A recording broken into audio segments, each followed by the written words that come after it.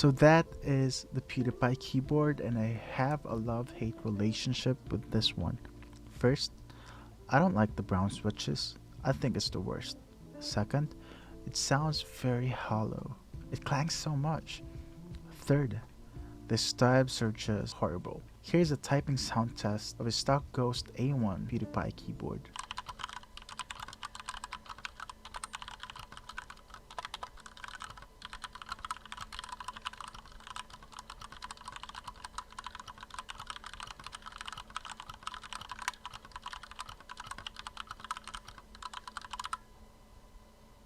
See what I'm saying?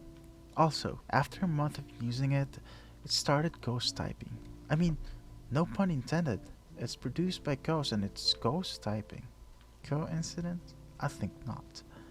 I tried emailing them and guess what? They responded with a hello. Thank you for writing to Clutch. Please email support@ghostkeyboards.com for further assistance. Thank you. Clutch Customer Service, Customer Care Team.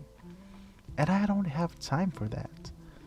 Their customer service is the worst. So I decided to mod it. I used Acco Matcha green switches. They are currently $13.99 on Amazon. I bought 2 packages, 90 switches in total.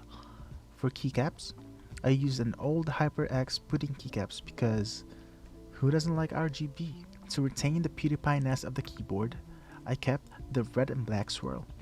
I also have the PewDiePie Artisan Spacebar keycap for aesthetic purposes and for, the additional thunk sound.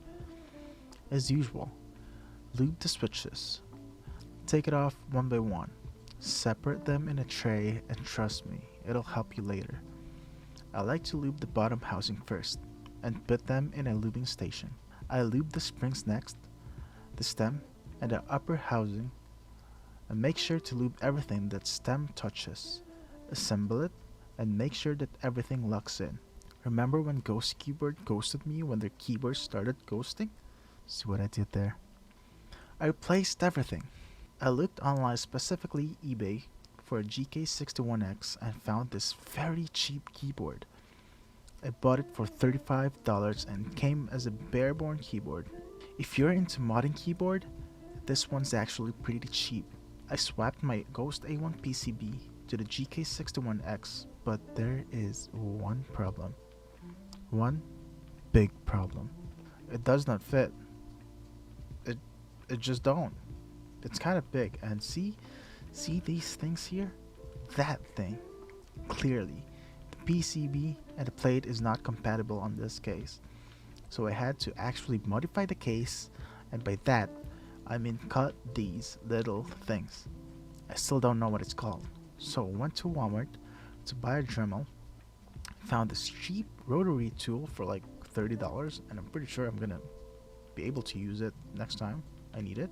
And I don't have any experiences on these kind of things, so I don't really know what I'm doing. Getting these things off is a pain, and you know what?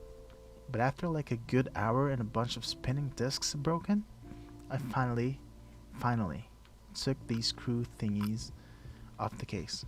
Now the only task left is to add some additional mod. Dampen the sound, I bought this foam from a local art store nearby. I cut them to fit into the board and also protect them from the PCB, from that screw-in thingy that I cut before. And of course, the tape mod. Tape mod I think is the best keyboard mod ever. It dampens the sound so much. Assemble it and ta-da!